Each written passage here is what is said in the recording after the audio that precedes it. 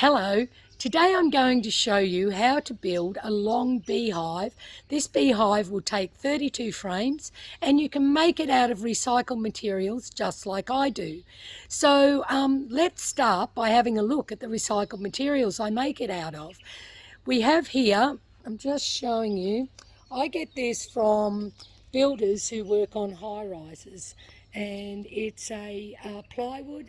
It's got concrete all over it. They walk on it, they make bridges out of it, they mix concrete on it, do all sorts of things. It's I think it's 19 mil thick. And this is what the finished hive looks like with the roofs. I've done all sorts of different roofs on them. You can do a pitch roof if you want, however. But the way I've made this hive is as simply as I possibly can to show you how you can make a simple hive. I've used basically two tools on this hive. One is just a battery operated drill, and the other one is a circular saw. So that's it. If you need to cut tin and you don't have the sheets of Colourbond, I use recycled Colourbond, and I curve the edges so that you don't catch your jacket on it when you walk by. If you need to cut the sheet, you'll need a grinder or nibbler or whatever you're going to do that. Now when you have a look at this box, I've got the dimensions of the pieces taped onto the boxes, so that gives you an idea of what sizes you need to create. This is the front board, and this is I've got the dimensions on the back. What this piece is, it's 530 by 29 high, 290 high. But what I've done is I just had a 10 mil bit. If I had a 9 mil bit, I would have done that, because bees work in the space between 5 and 9 mil. Where under 5 mil, they'll propolis it or wax it, and above 9 mil, they'll do the same. And that's why we get the burr comb on the top of the boxes. So I've just done holes this time. If you had, you could do a plunge cut with your circular saw. If you had a jigsaw, you could do a slot. But I just did it this simply way. The ledge is just merely a off cut, and I've just cut the corners off with the saw. I do have a long saw and a drop saw, but that just makes it straighter and easier. You don't need to have either of those. Now, as I go around the box, I'll show you some of the things. The first thing that we do is we make the front plate at the front part of the box, and we put the holes in and we put the ledge on. And then the next part, we put the sides of the boxes on. So let's have a look at the dimension on the side of the box here. And so we cut our two pieces at 290 by 1120, and that is the side of the box, and of course that's your back piece, and that's your dimensions for your front and your back piece. So once we made the four walls of the box, we sit that on top of your piece of ply, and we mark the bottom out, and then we cut the bottom to the to what the box dimensions are, which should be basically this less 20, and the same for each end.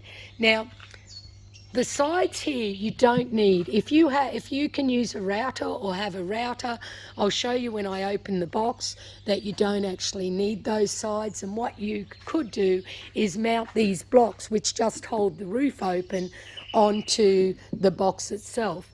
But what I do is, before I put this piece on, I put these two on so the screws are in behind, and then I melt that on so that when the lid is open, the lid actually sits on that. And yes, it can blow shut, but is it going to blow open? No, it's not. It won't fall down.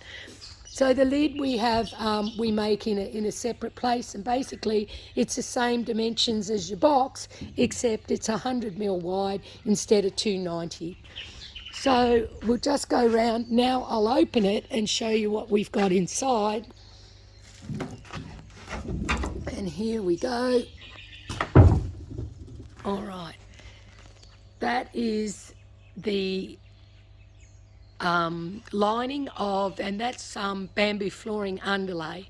So once again, that's recycled material. When I run out of that, which I just have, I will move to insulation or some other alternative that's got either a silver or gold finish on it.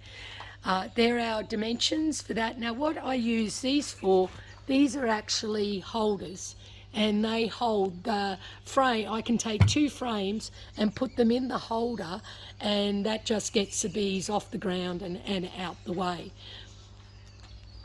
You don't have to do holders. Some boxes I've got double holders, so I put them front and in the back piece as well. I paint the lid before I put the foil on, and that is for obvious reasons. You can't see any paint on the foil. So when we look at the cover plates on the top, I always put 2 holes in them, and the holes are relevant to the size of the timber you use. You can use the plywood as the top, and as I said, if you had a router, you would, and yes, I've got a router, but as I said, I've done it as simply as I can. If you had a router, you would actually router this part of the box here, and that's what you'd actually sit your ledge on. We have a backing board, and that just moves up and back. Let me grab that out. That backing board just moves up and back as your frames move in and out. There's your dimensions of the bottom. I do like to mark it out rather than just cut the dimensions, but because then you're going to have a really nice fit. You've got your frame holder. That's the inside piece that goes on there, and that's what your frame sits on, just like that. And what else have we got here? Your hole, I'm just looking at the different things that I've written, make sure that you get them all. And I have the holes, I put one at the front and one at the back, so that one either side of this board, so that when you are working with the bees and you then put everything back together again, the bees can actually get back into the box. And one of the really nice things that I find about this, if the bees decide that they swarm because they've not got enough room, they'll actually break out into the back of the box, and they'll put the burr comb in the back of the box and build the comb in there. Yes, it's a mess, but at least your bees don't fly away. So I've stitched these together because I don't like pulling them apart one at a time. And let me have a talk about some of the screws that I use, as in the widths. The screws I've put in here are 35mm. The ones that I put in the side are either 50 or 60mm timber screws. I try and use gel everywhere I go. And of course I've got the roofing screws that I've put the roof on with. And I can't, what else do the hinges. You need 2 hinges and small hinge screws as well. And what I've done here is I've made a little chart of the cuts, the longer cuts. Yes, you need other pieces as well, but that should give you a fair idea as your long cuts as to what you want.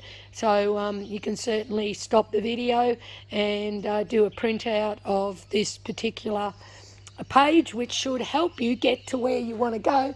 Now, once it's all said and done, I've got 3 coats of paint on this. I don't paint the inside of the box unless I've got a reason to do that, which I normally don't.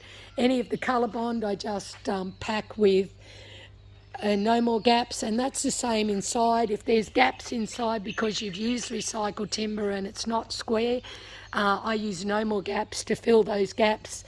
And if it's just to stop the beetles from actually going in and trashing your hive, and they can sneak in the gaps and the bees can't get them.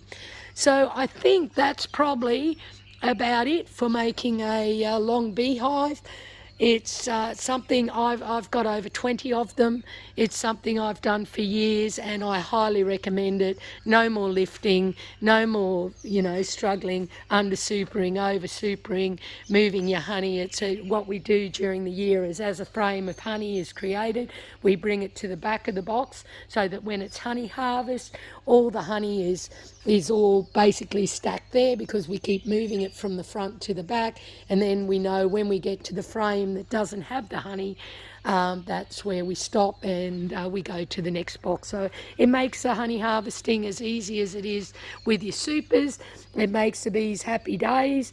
They say that, you know, the burr comb doesn't happen because you've got the space correct so that they're not burr combing in there. Yet if you need to feed them or sugar water or something, you can put it on top and the bees will come out of the hole and have the sugar water, and no other bees will be able to get in there and get that if you're feeding them with anything. So there you go. I hope you enjoy making your bee box. Two quick things. If you're interested in making one with me, I'm in Tambourine and I do 2 half-day workshops where we make the bee boxes together. You can contact me around that. And another thing, I'm always looking for recycled materials. So if you do have the ability and you're in southeast Queensland to collect a couple of pallets of the plywood, I'm certainly happy to trade you honey, or we grow lots of things on the farm here. Maybe we can trade you something else. Anyway, let me know, message me. If you need any more information, message me. No, I'm not going to do a proper cutting plan. This is as good as it gets. As I said, it's simplicity in itself.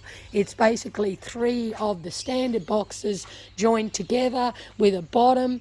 We've got the ledge, which is for us to watch the bees. We've got the cover board so that it keeps the whole hive contained and warm, the bees nice and safe, and you'll find you have excellent beekeeping success if you try one of the boxes. Anyway, happy days. I hope you contact me, and good luck in your beekeeping. Kerry Mercell, over and out. Bye.